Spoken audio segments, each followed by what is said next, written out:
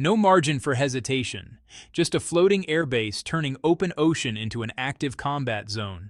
The order to prepare moves through the ship quickly. Engines surge to full power. Mooring lines drop away, and tugboats slide in close to the hull, nudging the carrier through the tight harbor channel while thousands of tons of steel begin their slow exit toward open water. On the forward deck, sailors work the anchor windlass. Steel chains grind upward, link after link. Each section of chain weighs hundreds of pounds, dripping with harbor mud and salt as the anchors climb out of the water and lock into their housings. Only when the anchors are secured does the ship become what it was built to be, a mobile airfield capable of projecting power hundreds of miles from shore. Along the rails, sailors watch the shoreline fade, buildings shrink, voices disappear. No one waves. Standard logic suggests departures like this are dramatic, full of ceremony, but the reality is quieter. The crew knows exactly what it means when a carrier leaves port under combat orders. The work ahead matters more than the moment behind. The tugboats guide the massive hull through the final stretch of harbor. Then the channel opens. One by one, the tugs peel away, their job finished. The carrier continues forward alone, pushing into open water under its own power.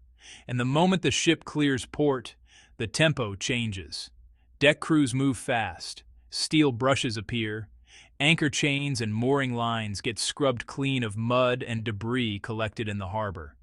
The cables are coiled and secured, anchor housings locked down for sea. Every loose piece of equipment is stowed, because a carrier at sea cannot afford clutter.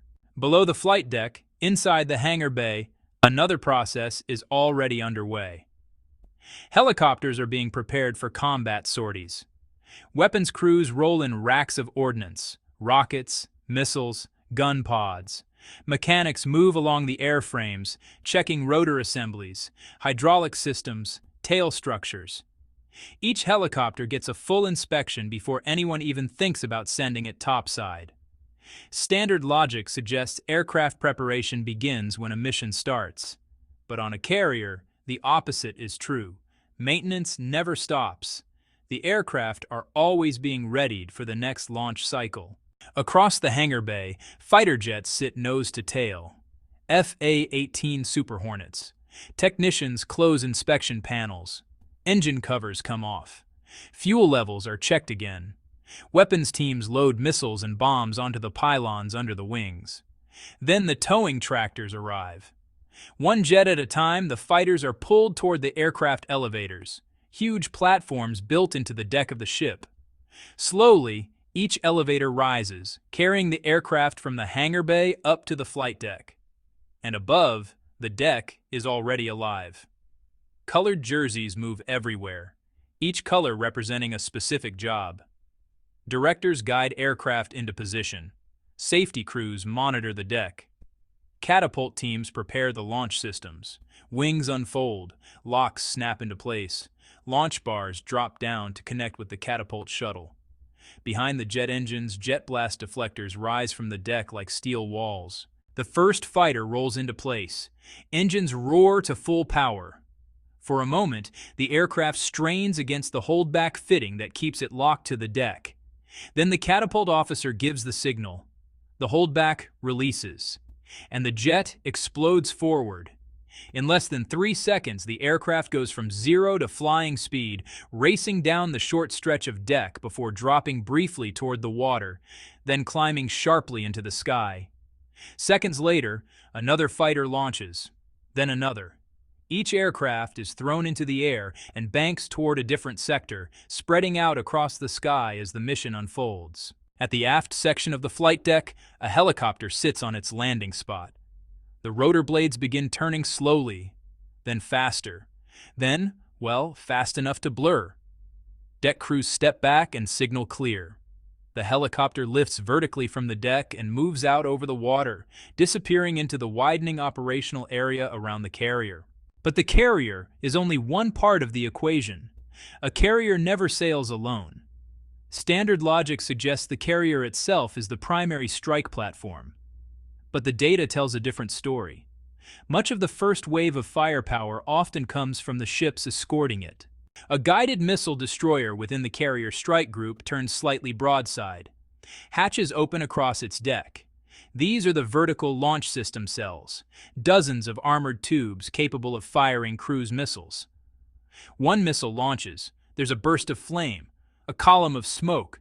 The Tomahawk shoots straight up out of its cell before tipping forward and accelerating toward the horizon. Then another launches, and another.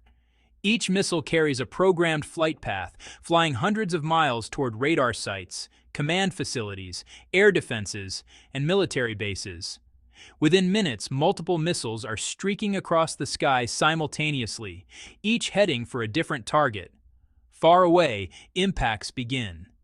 Explosions flash across military installations as the missiles reach their coordinates one by one.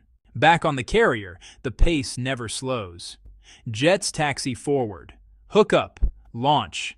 The flight deck becomes a continuous cycle of motion. Aircraft roll into position the moment another leaves. Deck crews move with practiced precision, clearing debris, guiding pilots, resetting catapults. Heat pours from jet engines. Steel shimmers. The noise never stops. Standard logic suggests this chaos would break down quickly, but carrier operations run on repetition. Every crew member knows their exact task and performs it the same way every time, even when the deck is moving beneath their feet. Meanwhile, the destroyers and cruisers continue firing. Missile after missile leaves the launch cells, each assigned to a specific objective. Radar arrays, command centers, air defense batteries, logistics hubs. The barrage continues. At the same time, aircraft from land bases across the region are entering the airspace. Fighters launch from Allied airfields, climbing off runways in pairs and small formations. Once airborne, they link up with the carrier-based aircraft already moving toward the operational area. The strike package grows larger. Carrier jets, land-based fighters, cruise missiles launched from ships at sea. Standard logic suggests a strike happens in a single wave. But real operations are layered. Multiple platforms approach from different directions, arriving at nearly the same moment to overwhelm defenses. And slowly, the pattern becomes clear. Everything is converging, from the carrier's flight deck, from the escort ships, from airfields hundreds of miles away, all aimed at the same targets. The strike has begun.